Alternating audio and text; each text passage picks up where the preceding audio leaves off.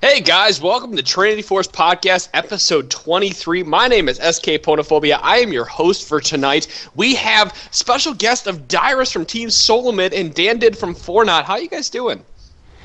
Pretty good. Just very, very glad that tournament's over. We definitely did not want to wake up at 9 in the morning and just play all day. Of course. Hello there. Yeah, come on, we have to have the patented hello there, or patented, or whatever the fuck you say it. Mm-hmm. What the hello there? Why, hello there. Yeah. I can do that too. Oh, let's hear it. Dan could definitely do it. Why, hello there. Do I sound like Dyrus? He sounds need more to sultry than Dyrus somehow. It's Oh, I make an effort. the head turn and the look, it'll be I did. perfect. I did the whole head turn look and said it too. But you can see it because I don't have a video cam, but I actually was trying to get into the Dyrus mode too. Oh man. you gotta have a blanket or pillow around you. I mean, that's like the perfect Dyrus pose there. So. Oh man. And of course, Optimus Tom, Phorac, Christopher Michaels, who is Monte Cristo, and Kyle Danger-Hennick from Area Defect are all with us as well. It's a party. So it's a giant party. Monty, why don't you say hello? Hi guys. How's it going? And Kyle. You sound so. Hello. I was actually just I was waiting for my chance to jump in and say that Skara did a pretty nice hello there on Twitter today as he was trolling Dyrus pretty hard. I saw. Oh my god. Watching Dyrus live stream that, going, what the fuck? Who is this? It was fucking hilarious. Oh wow, you're watching that. Yes. That was just like exactly when I just woke up. Yeah, it was pretty. I want to see if it's still there. Of course. I So think you it's guys still just- there. Yes, it is. So you guys just got done playing in the GG Classic. How was your guys' experience throughout this entire tournament? Was it? I'm hoping it was great. If Dyrus can start? From Sure. the- For me, we play a lot, so I kind of forget when is which tournament. So I thought overall it was good. I don't really remember that much, but there was no problem, so that's good with me. That's good. Dan, you got any thoughts about the GG Classic overall? Oh, I thought it was pretty fun. I really, really enjoyed it. I thought it was very, very tiring at times. There's definitely a lot of delays, both on our end and the other team's end, so I can't really fault anybody. But overall, I had a lot of fun time. It's just, like, I have a new team, and so everything's just coming together. We're practicing, we're analyzing, and really, the GG Classic is really the first tournament that we played in together. And so this is more of like a trial and test to see where we're at and where we need to improve on. So we really appreciate it. Well, that's fantastic. That's what I like to hear is, we have like the first look at the new Epik gamers. So we have seen a lot of new faces in there. Can you guys run down what your new lineup is for Epik and how you? I'm sorry, Phorac. I'm thinking Epik.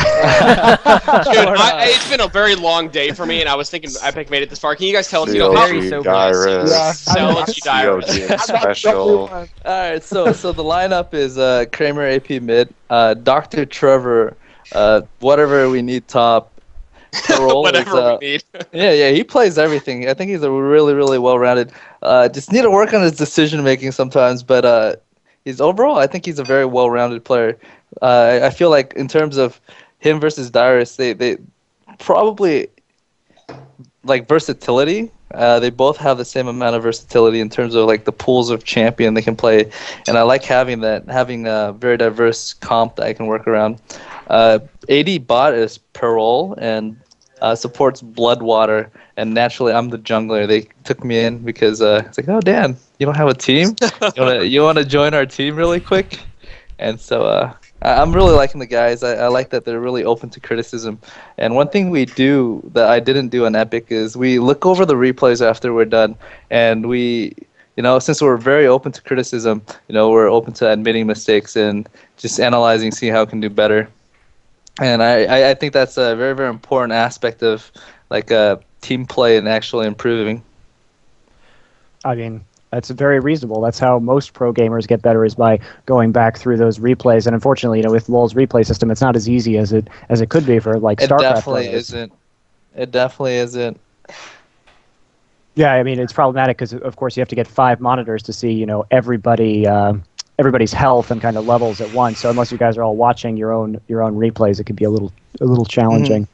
By the way, guys, I wanted to note, I'm sure you guys have figured this out yourselves already, but both of the guys who used to be on Epik managed to get into the finals of this tournament, and that says a lot about your contributions to your new team. So how are you guys feeling with your new team? We heard about Dan, Dyrus.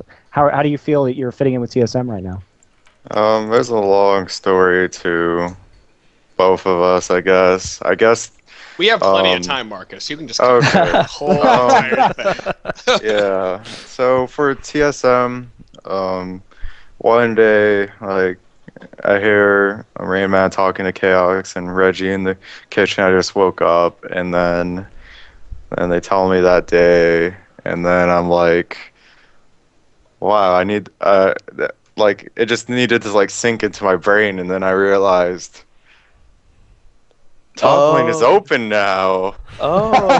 You guys want me to play top for you guys? And they're like, yeah, sure. They're like, there we go. And that's how I joined TSM. There's really no hard feelings between me and Rain Man. We're all really cool. There was a lot of drama where people were like, oh, they kicked Rain Man off. No, he wasn't feeling well, or whatever his reasons were. He decided to step down, and then I took my chance. And with my current team on Epik, when I was with Dan, Salsi, and everyone, it wasn't as competitive as I liked it to be. Like, it would be me, Dan, Nat playing all day, and then Salsi would have school, and Nat would have school. I mean, not Nat, but West Rice would have school, and then even though we were on, it was hard to get a scrim together. And then when we got a scrim together, it would be very difficult to start the scrim and communicate. Yes. And there's like many problems, and when we lose, then it's like it's kind of like the motivation to play is not really there. And we wouldn't be like scrimming all day. It would probably be like maybe like 3 scrims, and then it'd be done. Maybe 3 to 6. Is that about right? No, actually. Oh, per day? I mean, like, not per day, but like when we did scrim. When we do scrim, when it was open to scrim, we'd probably start about like 7 p.m. or later due to people's schedule, and then anyone that's on the East Coast wouldn't be open to scrim post like 9 p.m. So most of the time it's more like 1 or 2 scrims, not even an entire series. So yeah, so it's just we have just conflicting schedules. So if it doesn't work out, then it doesn't work out. And I think like it was a really great move by Dyrus. I felt like he works in better with TSM because you're living with the same people, you're on the same schedule, and really, if you say, "Oh, I can't make it," they can call you out. It's like, no, you're lying. You're eating freaking cereal in bed right now. Oh my god! It was the best opportunity I could take, and it was the most convenient switch, and everyone understood. And then for Dan's thing, you can explain that. Oh, my thing's a little bit different. I try not to air out my dirty laundry in public, but things just wasn't working out in terms of communication, and I think the team felt in general, or whoever's left felt in general, that I was the weakest link, and so they kindly just collaborated together and approached me afterwards and told me that they felt like they couldn't make it anywhere with me on the team, and they would need a new jungler and AD. Actually, they said top lane at the time. So, they told me who they're trying out, and when you're faced with these guys that you've played with for a long time, and they felt like they don't think you're good enough. What do? There's like 2 reactions. Like, okay, I accept that, or oh, F you guys, and really like there's no real reasonable response. I just felt like if they don't like playing with me, then it's fine. I just move on. And I actually considered not playing anymore for a while. And then I think the next day, Fortnite heard, I think they actually even posted on the forums that I was getting, I was stepping down from the forums, on the forums before I was even notified. So it was an interesting predicament for me to be in. So I kind of tried to be the nice dude, saying, "Hey man, I'm stepping down. There's nothing really to it, but if the synergy isn't there, then it's not there." It seems I bet they were like getting it together, and then when I went, it's like, yes, the pillar is down. We must not. Yeah. It's really big of you. It'd be really easy to have an ego about that, but good on you for just being noble about it.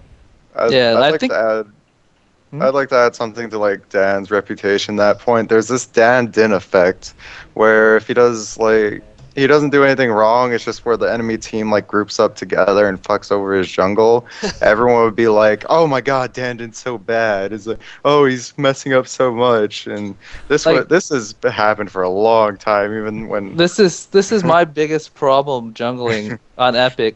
I would say I'm getting invaded. I need help top. Westerice would trail for 3 CS, then come, and then it's already too late. And so, like, I get in like mini arguments with them all the time, and really it can be solved with just a replay. But really, they don't like looking at replays. I would look at the replay afterwards, and I'm like facepalming, like, yep, we could have killed them all right there. And really, I bring it up, and they kind of just like shrug it off. And I don't know. I'm not trying to start an argument or a fight. It's just one of those things. You have hard evidence, and then you look and you analyze, and it's just not something we do. I just can't help but think that both of you guys are really thriving in a more, I would say, competitive kind of team environment. Because Dan, from your story, and Dyrus, from just your situation all together, it seems like both of you guys really wanted to try as hard as you can to make a name for yourselves in League of Legends.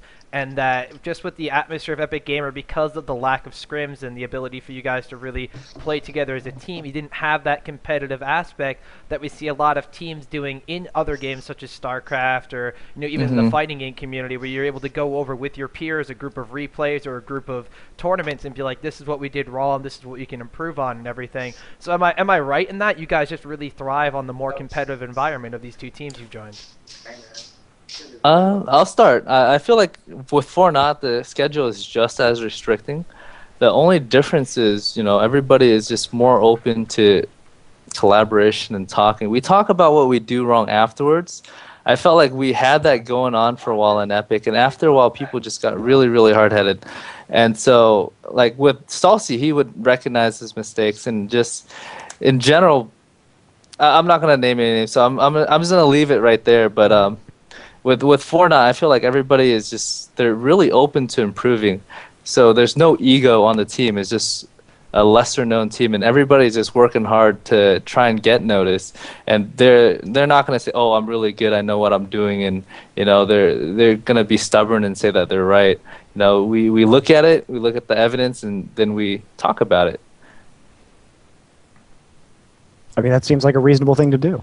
Well, Yeah. I mean, that's any professional at anything. When you get serious enough about it, you're gonna want to figure out all the different ways you can get better, because anyone doing anything can always get better. So it's a more competitive environment, and it sounds like it's a more supportive environment as well. That everyone really has each other's back in that situation. Mm-hmm. Yeah, I think the best part about the team is these players they're not known. They're more hungry for like a title. They're eager to prove themselves. So they're a lot more open to just listening to each other. And so that's one thing I appreciate with the new team. For me, I've just been going with the flow. That just sounds like you in a nutshell. Just kind of go with the flow. Yeah, it's kind of similar to Dan. Like, Dan was usually fine with anything. I think he'd fit in anywhere. Oh, I was going with the flow because, like, when you can't go against the flow, you're kind of forced to go with the flow. So yeah, that's just how I felt back then. It's just, I think for a long time I had a lot of input on like picks and bans with Epik, and for like the last 5 months, I'd be like, all right, you guys go pick my champion. I'll play whatever. And really, like, I'm like, I kind of don't want to play this, but if you think it's gonna do well, I'll play it. That was my attitude for the last 2 months, and That's right. Hornet, I know you had a few questions for me. You still there, buddy? Yeah, I'm here. Yeah, all right. Well, Dyrus, I wanted to ask you. You guys have talked about it as Team Summit as a whole has changed your routine, have all basically worked together. You can see you guys play on both the European on the European servers, on the US server, and here still in North American servers. I want to know how the new scheduling has come around with your new manager, and if you think you've seen a difference in your teammates and yourself as you've become accustomed to this new type of management that you guys are under and schedule that you guys are doing. To compare before this, when I was on EG, every day I'd pretty much the solo queue, and I would solo queue on Europe West now that I live on the East Coast. I actually did that when I was in Hawaii, so it would be like 200 ping, but I still got the high elo. But before that, yeah, I was just leveling up solo queue and just practicing and just streaming, just getting my name out there, like doing my job and just like, just doing whatever, like going with the flow, like we've been saying. And then now that I'm on TSM, we scrim a lot. We scrim every day. I like the schedule more because I've always wanted to like scrim a lot because I find scrims and like competitive play really, really fun, which is why I pursued it, and which is why I long to get better at League and played all the roles before and lots of champions with a lot of versatility. Just only picking top makes it so much easier on me. You'll probably notice that I'm not exactly the best top laner. I make a lot of noticeable mistakes if you ever watch my stream, but this is also because I've never always only played top like Boy or Wicked. Like they've played like top much longer than I have, than people think. In fact, before the Singe thing, the only reason why I was considered a top laner is because of the Singe thing. And then before, when I first joined Epik with everyone, I was actually AD or support, yes. Wow. And it was pretty much a battle between me and Double F who would get support. They're like, no, I don't want to do it. No, I don't want to do it. Yeah, that contributed a lot to why we didn't win season 1 too. I felt like we had a really, really good shot. Like that DC. It was definitely that DC. The Alienware laptop blue screened, and I was like, oh my god, are we gonna get a restart? Nope. It's like, wow. We raised our hand. We stopped playing. We raised our hand. They walked over, and then it's like, all right, the computer shut down. What do we do? And put him at the next computer. We want to restart. And then it's like, no, keep on playing, and then we'll figure something out. And then the game ended, and they're like, okay, we didn't figure something out. Let me get you a new computer. Computer. And we went 3-0 on the first day too. Like we beat the old AAA. We beat Fnatic. They had a sub, but they had a sub. We would have. We had a really, really good chance. In fact, the second game against Fnatic, it was really close. We were 10k gold ahead, and then we ran middle, and then when there was inhibitor down, we died. The biggest part, though, I told Westrice back, and he went in.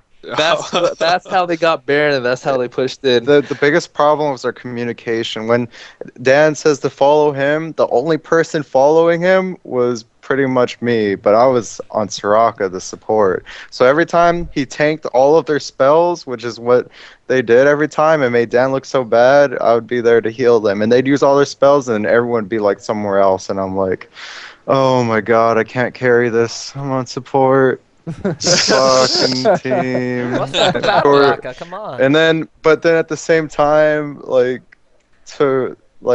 vice versa from their point of view, I was trying to tell Dan to wait for them because they're derping around. We can't just run in by ourselves. But it was all in the heat and in the moment. But if they did listen to Dan, then it would have been so much easier. This is how I operate. Okay, I look at the position where everybody is, and I'm like, okay, I have enough time to go in there and they can converge. If they don't move the moment I say it, because I'm already anticipating my distance that I'm going to close and they're going to close. So if I like flash in and they're not moving right away, I'm going to be tanking for 2 seconds. And I'm going to die in 5 seconds. So if they're dilly-dallying for 3 seconds, I'm boned. You're just done. I'm boned. The way initiating works is, you go in the middle, you soak up the first half of the damage. They blow CDs, right? You can't let them follow up with a second rotation. And also, if your team outputs damage too, it'll chunk somebody and it's gonna force them back. That means they're doing less damage. So even if you're the only person and in the very front, as long as your teammate unloads when you're getting unloaded on, it's gonna force them to disperse. And when they're dispersing, they can't right-click me for AD damage, and really that helps a lot. Yeah, and so I was going to say that's some really good insight there for up and coming players too. You're bringing a lot to people who may be listening to this and wondering why you guys play the way you do and engage the way you do. So anything you can continue to bring. I didn't mean to interrupt you there. Yeah. With what you were saying, but we have a lot of people that listen who really look up to you guys and how you play. So. Like the way I play like jungle is I'm tanky, and I'm a damage soak. So if I burn CDs and they're not attacking before the next rotation comes up, I just look like an asshole, just derping really hard. Sounds like you've been set up more than once from the way you're sounding. Mhm. I would say Hornet, you would see the same way. So, yeah, I felt the same way as me that likes to play jungle, but then get caught. Hey, I need help. Oh wait, guys. That 3 CS is more important to me than going. Yes, boy, if I that more than a few times. I think my. I feel Sorry. the same way. I was just saying, I feel the same way. I jungle for my team too, so I know what you were describing earlier about you just happened to find all 5 of them in the bush, like not necessarily bad positioning. It's just they happen to be there right where you're going. That happens to me all the time. So this is how. Sorry, go ahead, Mark. I just realized I went off topic, but yeah, our schedule is basically we wake up before the scrims and we just scrims do our tournament, and our manager makes breakfast, lunch, and dinner, which is also Dan's brother. Yeah, Wow. It's really healthy food. So wait, how many? What do you mean not really? I gotta. Hey, It's healthy food. Can we get the rest of TSM on here? Relatively. I got a Were quick you- question. How healthy do you guys consider Starbucks? 'Cause I see Reggie goes there like 3 times a day. I blame these two. Your 2 brothers, Dan. They go there What? every day. They get Starbucks, and then they're Dude, like, it's want 'cause- something? I'm like, okay. Yeah, I know. I hear about stream all the time. Hey, what do you want? Well, get one of those cream puff things. And Listen. I'm a Give me a Starbucks caramel employee, so macchiato. it's addictive. It's addictive. Yeah, Oh, yeah. Optimus Tom is an employee at one, so Yeah. I mean, out of your diet, the home cooked meals by your manager are certainly healthier than the microwave diet I'm sure you guys were consuming previously, and also certainly healthier than filling your house full of plastic fumes. Dyrus is buried his head in his hands at this point in time. That never happened, I swear. So, Dyrus, how do you feel about playing against Dan Dinh here in the finals? What were your thought process going in here? Did you have any specific strategy going against Phorac? Anything you guys can shine any light on for us? For us, we've been playing very in heated moments against COG, Curse, AAA, all these really, really top teams. So when we came into this, we were just gonna bring one of our strategies, and we're just gonna pick we pick something to practice and something we do very well with. For my knowledge on Fortnite, I know Dr. Trevor has a wide variety. I know all the champions Kramer plays. I know all the champions Dan plays. I know the champions Bloodwater and their bot plays. So with that knowledge, we just picked accordingly to what we were going to do. And one of the big picks was we felt was Kog'Maw. And then all the big picks was Lisa and Udyr, all the OPs, but What was the question again? I was just curious about what your strategy was coming here against Fornot, and then now I'm going to ask the same question over here to Dan. What was your strategy coming in for TSM? Because we saw you guys had very strong presence in there in the quarterfinals, taking out CLT. You said your blood was pretty much boiling at the end of that match, or you're about to. Yeah, it was. Going to the finals match, definitely people were so exhausted. We passed out, and I think somebody overslept too. And going in, I actually thought we had a better comp of them, even with Mundo counter jungling me, because I'm pretty sure you watched the game. He was standing in my jungle the entire game and farming my jungle creep. Right. And he would get half of them, and I'd get maybe he'd get 55%. I was getting 45. So in terms of level difference, I felt like he got red level difference plus maybe a couple of creeps.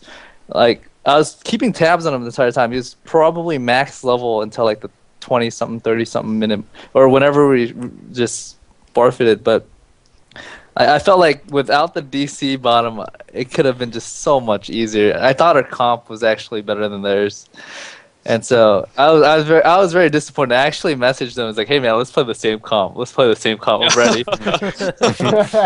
my team was like, "No, we're not gonna play the same comp." I was so disappointed. Sorry for that, DC. I don't know. Well, I was on opposite side of the map, so I don't give a shit. I was so irritated because Kramer got away mid, and then Kog'Maw runs through a forest and kills him. I'm like, oh damn! If bot had presence, Kog'Maw could not do that. And really, it's so hard to come back from a 0-3 start.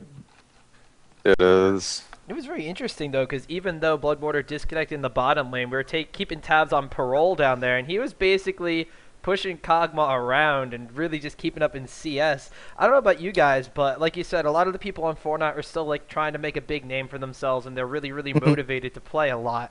I was incredibly impressed with Parole's performance on the bottom lane. And Dyrus, you guys said that some of the champions that they play, but did you expect Parole to really do that well, especially in the 2-versus-1 on bottom lane there? It's Graves, and they have 4 summoners where we have CB.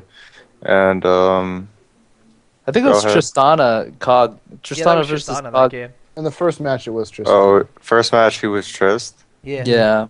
Oh yeah, that's right. He gave first blood because basically they were about to go aggro and get first blood, right? Because Kog'Maw was 300 hit point, and as he jumped in, our ally DC'd, and so he got chunked and he had to go back.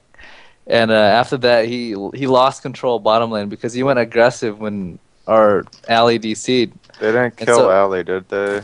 No, they didn't. But what we thought was gonna be first blood turned out to be him getting chunked, and a minute later he got killed. And I was just face palming.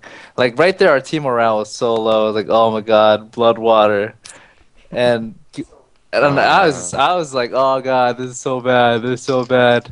They're like, let's forfeit, and we're like, no, let's just play it to the end. Let's forfeit.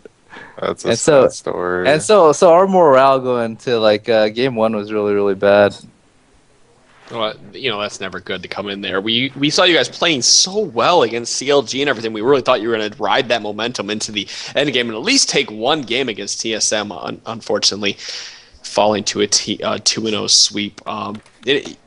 Any of you other guys here on the call? I know I got 4 other people. Have any other questions for Dan or Marcus? One thing I wanted to ask Dyrus was, we started to see a lot of Olaf play for our tournament here, and I was curious as to why do we think we're seeing a lot more of Olaf, especially in high tournament play? I know a lot of it has to do with, his ultimate doesn't allow him to be CC'd, and you were just jumping on any carry you could, especially Kramer in that second game. So I'm kind of curious as to also why Olaf is starting to be favored a little more.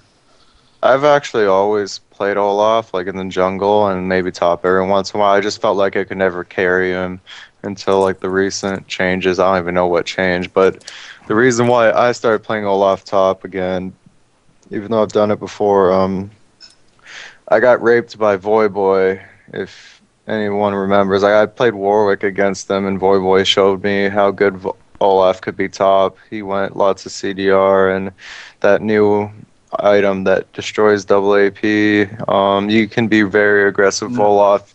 At level 2, you have a axe to throw that does like, I don't know, 80 to 100 damage, and you have a true damage for 100 plus your auto attacks, and you can continuously throw axes for like the next, like, as long as they're like not next to their tower. Top lane, I missed the kill because I missed 2 axes that could have potentially killed Udyr. Udyr does pretty decent against Olaf early and can possibly kill Olaf, but Olaf is just like, he's just super strong right now. He's pretty retarded right now.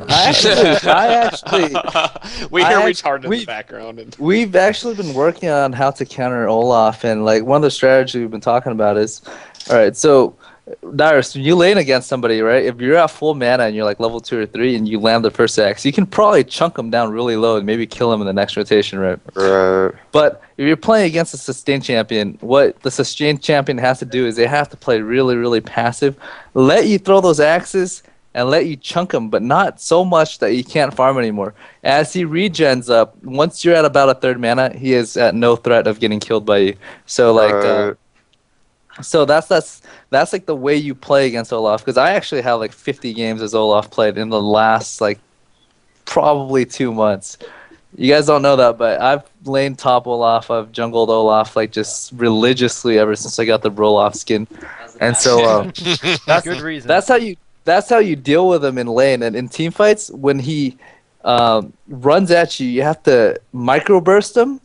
It will force his ulti, and then the tank would jump at the team and just everybody collapse on whoever he's chasing and then try and give him then. And so that actually only works if you don't feed Olaf. So there's a couple of strategies against that, and really it takes a lot of coordination too, because you know he can't get CC'd. So you're working on CCing the 4 people on his team and killing him. You know, it's like a sacrifice. You sacrifice a tank for Olaf, and if your tank is tankier than Olaf, Olaf would die before you die. And so that's a good trade too. So I feel like, you know, Olaf is really strong. He does have counters though. Now, if you're in top lane versus Olaf, now one of your counter champs, was there anything that you would tell anybody out there to specifically build? Obviously, he's doing true damage. Would you suggest someone builds more life or more armor against him? If you're dealing against true damage, you need to stack more HP, Mm-hmm. and you need to stack more either regen or life steal. Or something that, if you have a shield, then cooldown, like Udyr. Yeah. Just want to make sure, because, you know, as I said before, a lot of the people out here listening like to listen to it. We've had a lot of questions. Hey, what do we do against Olaf top lane? Hey, what do we do against this? Because we've seen Odd One juggle this. So coming from the pros means a lot more than coming from a couple of guys who are asking the pros. So I thought I'd ask you guys. Mm-hmm. With Olaf, is like level 2-3 damage is too insane. So you can't do big exchanges. You know, the most you can do with him is maybe eat an axe and maybe his true damage. I forgot what it's called. Reckless Swing, is it? Yes. Yeah. Yeah. So the most you can do is you can eat that. If you have regen, right, you can't do another exchange until you're like topped off to like 80-90%. And then if you can make him throw his axes 3 to 4 times, you're at no threat when you farm. So it's just baiting those axes and burning his mana, because, you know, like I think my sweet spot against Olaf is when he's at about a third mana, he can burn everything and he probably can't kill you. Very interesting. He's still, if he runs out of mana, if you hit level 3, his E usually doesn't cost mana though, but yeah, like Dan said, it's true. But even so, if you don't know how to play against that, if you get caught and you get first blooded, then you can't. It's hard. Olaf snowball is way too hard. That's why it's such a big problem. Like, one thing is we've been scrimming Dignitas a lot, and Boy plays Olaf a lot. So I was casting your game versus Dignitas. I'm like, all right. I was like, play by play. I'm like, all right, so Olaf is going to take Wraith, and he's going to hit level 2 a lot earlier than Dyrus anticipated. He's going to get chunked. That's what happened. So Oh I called it God. out before the game even started. I'm like, Dyrus, I pray to God you're watching the stream, because I just gave out how to deal with him on stream. And I'm like, oh, damn, dude, Dyrus, you're getting zoned so hard as Warwick now. Because Warwick, actually, he loses to Olaf, God. But he doesn't lose that bad. Oh my god. I fucking knew it. The moment he hit level 2, I was like, dude, I fucking hate myself. That was like my worst. I like, that's something I do on Olaf, and I didn't fucking expect it. Like, it's all in the heat of the moment. Yeah, so Oh my god. He ding level 2 within 3 creeps, and you weren't expecting it for another 3 to 4 creeps. And so you got chunked really hard. And when you're playing against Olaf, you can't play at under half health. Otherwise, he's going to kill you. Fuck, that's what happened. I've been going, like, that night, I went on, like, a fucking counter pick chart. I spent, like, hours, like, thinking about what I should do. And, like, heroes I can play, and, like, things I need to improve on. Because, like, those 2 games I wasn't really playing that good, and that 3rd game just like fucking killed me. And then all of a sudden all these Dyrus sucks threads all over the forum. It was so bad. Like, I would want Rain Man back. Oh, that's awful. It wasn't too bad. We didn't expect it either. But after that first time he did it to Trevor top, we're like, okay, we don't have to deal with it now. But it's still very hard to deal with. We actually give Trevor 1 camp before he goes top if he's against Olaf. That way, we didn't do it against you guys though, because we were too split, and he went back for the 4th pot instead of the EXP. He should have though. He would have won his lane if he took the camp. Yeah, he would have. I didn't go for the extra camp. I was actually supposed to start at double golems, but I know. So I told Trevor, do a wraith and go top. He's like, no, I'm gonna get my 4th pot. And I'm like, damn it, dude, should have just gotten the wraith. He was very, very close to dead. He barely like avoided that first blood. Barely. He did a good job dodging the axes, because if he didn't dodge those 2 axes, he would have died. He was really good adapting to the situation, unlike what I did before. Like, I was like, fuck. Yeah. It was the worst night of my life. That was on my birthday too, and I was like, I know. Oh man. I was like, Boy, this is a good birthday present, but it's also the worst birthday present.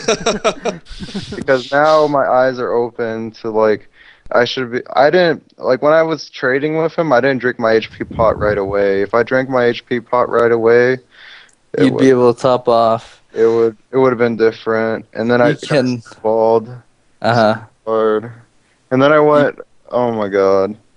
I don't want to talk about it anymore. Alright, on to the next topic, please, he says. So, anybody else, everything? KDH, Monte Cristo, anybody else?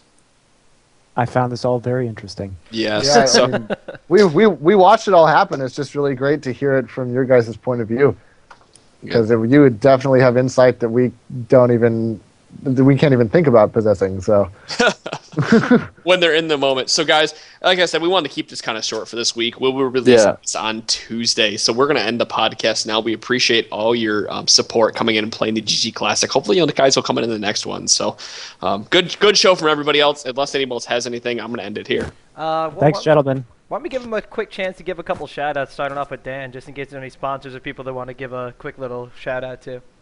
Yeah. Oh damn! Shout out to Dyrus' mom. I think he's like the only. Yeah, I was waiting for it. I was really waiting for it. Oh, him and Westeros. Westeros' mom's pretty hot too. I was waiting for out to the moms that I've actually met. Shout out to Fornot. Oh wow! Picking them up, just great group of people. Shout out to Gracchus. He's always hanging on the vent. I actually dig the guy. Really? I don't know. Huh? I thought like something happened to him. He never streams anymore. Oh really? Maybe it's because just the community is so mean. But he was hanging out. He was hanging out in TeamSpeak earlier, and we are just talking. Cool guy. Shout out to Reggie, my brother. I'm about to do a queue with him. See him in Vegas. Shout out to my team and TSM. I think like the relationship there has always been really strong. I just like both teams a lot. Mm-hmm. Shout out to my former team. I you know, as like it was even though we had to part ways, I still think they're a great group of guys. And Epic Gamer did a fantastic job in this tournament and everything. Mm-hmm. There's like no real hard feelings. It's just you do what you think is best for you, even though it conflicts with, say, my interest. But I don't hold any grudge. It's just my nature. Dyrus, anybody for you? Yeah, for that part, it's the same here. Although I did find the thing where Celsi said I was replaceable a little bit to heart, but I understand why he said it, and it made me a lot better. I guess I'd give a shout out to TSM, Ad Fornod, and EG, and Special's mom, and Special's girlfriend. Special mom. I gotta go look for some pictures now. Yeah, can we get the rest of TSM on here on your mic to say, go TSM for the? No, who was that in the background that we just heard? There was Jonas, Chaox, and Special. Everyone else was just doing their own shit. Shout out to my Tumblr, tumblr.dyrus, Twitter, lol.dyrus, YouTube, Teaser Dies a lot. If you type Dyrus in on Facebook, you'll find that I have a page there with me holding up a trophy for East versus West, where I beat up my own old team. And Dan, don't forget to bring me 10 green solo mid shirts. Dude, I'm like the freaking, I don't even know, the parcel delivery guy. I'm bringing like TSM shirts, TSM keychains, some Big Life shirt. Hey Dan, bring me this, bring me that. I'm like, oh damn, what about my luggage? Does that mean that, you're going to Vegas? So I have a quick question, because I know that Dyrus is going to say that TSM is going to win IPL 4, but just as a one last thing, Dan, who's going to win IPL 4? Who's going to win IPL 4? I'm voting for Goose. Oh, that's a great. Wait, are they even going? Are they going? Who knows? So. They should. Wait, no, they didn't. Well, I know Atlanta's going, so. Just damn. That jar. I don't know. I just like Goose. I want them to do well, but if they're not going, I want B8 to win. Oh man, Takashi, Tree, Friends. Dude, I just as cool as you guys are, you guys just beat us. I can't let you guys take another victory. I need you guys to I need you guys to fall down a peg so I can feel better about myself. I'd also like to give a shout out to my RC, QuakeDead.org, Dyrus, and then a shout out to a bad administrator, also known as Visix, and Cody, and Collective from Player Point of View, for helping with the song where I made fun of Lily. Even though I could have made it worse, but it was... That's the Elo Satan, correct? Yes, that's the Elo Satan. That was by far the best cipher I've listened to, besides KDH's, of course. Yeah. Some people are like, "Oh my God, Lily owned you." It's like, no, I was just trying to be nice. Yeah. I didn't go too far. It was good enough. She's like messaging me. It's like, I'm gonna come to your house and kill you and all that. But it's all no hard feelings. I'd like to give a shout out to. Let me look at my bookmarks. Yeah, why not? I'm just gonna go through my bookmark list and shout them out. While we're at it, I'm going to give a shout out to GG Chronicle, who did a fantastic job with all these casters doing this tournament. So if you guys didn't watch it, hopefully the next time we come around, if you're listening to this podcast, again, the Trinity Force podcast, we are live right now. We do post every Wednesday at 10 a.m. Eastern time. You guys can check us out with this interview with Dan Dinh and Marcus from Epic Gamer. Again, Dyrus, as he is known in game. So guys, thank you for joining us this week. We're going to wrap it up now. I'm not going to let anybody say anything, so you guys can contact us. I'll put that in the end. So we are done. See you. Shout out to Reddit. Shout out to Reddit. Yeah, shout out to Reddit. Those guys are upvote awesome. this when it comes up. If Dyrus does not upvote this on his stream, I'm going to suicide and kill myself. I swear to God. No, I gotta find it. And shout out to Wes Rice sings his lovely rendition of A Whole New World. It's a beautiful song sung by Wes Rice, especially the girl parts that he did. It's great. Same thing as you and doing Barbie. I listen to it every morning to motivate myself. So guys, we will see you guys next week. See ya.